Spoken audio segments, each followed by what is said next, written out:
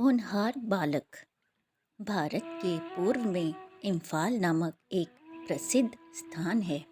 यह हाथ के पंजे की तरह फैली असम की पहाड़ियों पर बसा एक रमणीक नगर है।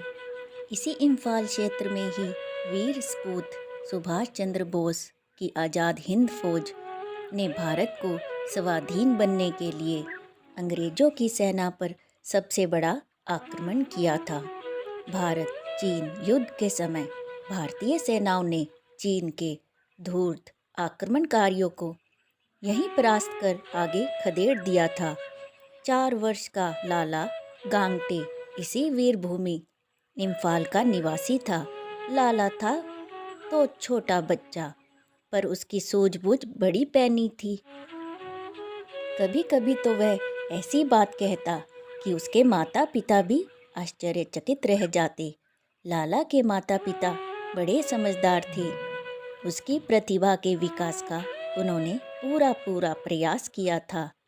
बालक में यदि केवल प्रतिभा हो, परंतु उसे सही वातावरण और प्रशिक्षण ना मिले तो उसका उचित विकास नहीं होता। बुद्धिमान अभिभावक बालक को अच्छे संस्कार देते हैं। शिक्षा और अच्छे वातावरण में उनका विकास होता है।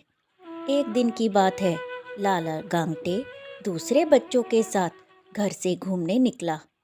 सारे बच्चे खेलते कूदते बस्ती के पास बने तालाब के किनारे पहुंचे। वहां थोड़ी देर बैठकर दूसरे बच्चों ने दौड़ प्रतियोगिता आरंभ की। वे सभी वहां से 2 फलांग पर स्थित बौद्ध मंदिर की ओर एक साथ दौड़ पड़े। तालाब के किनारे खड़ा लाला उन्हें दौड़ते हुए देखकर प्रसन्न हो रहा था। इस दौड़ में उसने भाग नहीं लिया था। इसका कारण था 1.5 वर्ष का उसका भाई चोंचो। जब वे खेलने आए थे तो चोंचो भी उससे लिपट गया था और उसकी गोद से उतरा ही ना था। लाला ने उसे जबरदस्ती उतारने की कोशिश की तो उसकी माँ बोली, लाला इस समय घर में काम में जुटी हूँ, तुम इसे रोते हुए छोड़ जाओगे तो यह मुझे तंग करेगा। अच्छा हो तुम इसे भी खिला लाओ। तब लाला चोंचो को लेकर घर से निकल आया था। चोंचो भी बहुत से बच्चों के बीच में बड़ा प्रसन्न था। कभी वह ताली बजाकर नाचता तो कभी किलकारी मारकर हंसता। बच्चों को भागते देखकर चोंचो को भी बड़ा अच्छा लग रहा था। वह भी जबरदस्ती लाला की गोद से उतर आया और वहीं इधर उधर भागने लगा। पर यह क्या, जैसे ही दूसरे बच्चे आंख से ओझल हुए, लाला ने चोंचो को देखने के लिए अपनी गर्दन मोड़ी तो उसे गायब पाया। लाला ने इधर उधर गर्दन दौड़ाई पर वहां कोई भी ना था। वह बिना समय खोए तालाब के किनारे दौड़ चला। वहां उसने देखा कि चोंचो डूब रहा है। बस उसके सिर के बाल ही पानी के ऊपर थे। लाला ने जल्दी से उसके बाल पकड़कर खींचने की कोशिश की, पर उसका हाथ ना पहुंचा। उल्टे वह पानी के बहाव के साथ दूर छिटक गया।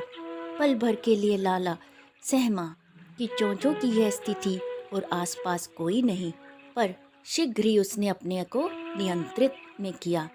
संकट की उस घड़ी में भी लाला ने बिना धैर्य खोए बुद्धिमानी से काम लिया। वह समझ गया था कि इसे बचाना अब उसके बस की बात नहीं है।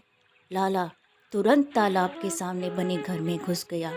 वहां एक आदमी का हाथ पकड़कर खींचते हुए बोला, जल्दी कीजिए, तालाब में एक बच्चा डूब रहा है।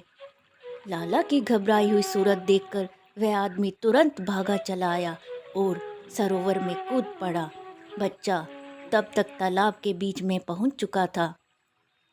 वह तैरकर वहां पहुंचा और बालक को पकड़ा। बाहर निकालकर बड़ी देर तक उसने लाला की सहायता से उसे प्राथमिक चिकित्सा दी। तब कहीं जाकर चोचो ने अपनी आंखें खोली। तब दूसरे बच्चे भी अपनी दौड़ पूरी करके वहां आने लगे थे। पूरी बात जानकर वह सहम गई। एक बच्चा तुरंत भागकर चोंचो की माँ को बुला लाया। वह आदमी उसे बच्चा सौंपते हुए बोला, लो बहन, संभालो अपना बालक। इतने छोटे बच्चे को तुम्हें घर से बाहर नहीं भेजना चाहिए, और वह भी इन छोटे छोटे बालकों के साथ। फिर उसने लाला की ओर इशारा करते हुए कहा, इस छोटे बालक ने आज बड़ी सूझबूझ से काम लिया है।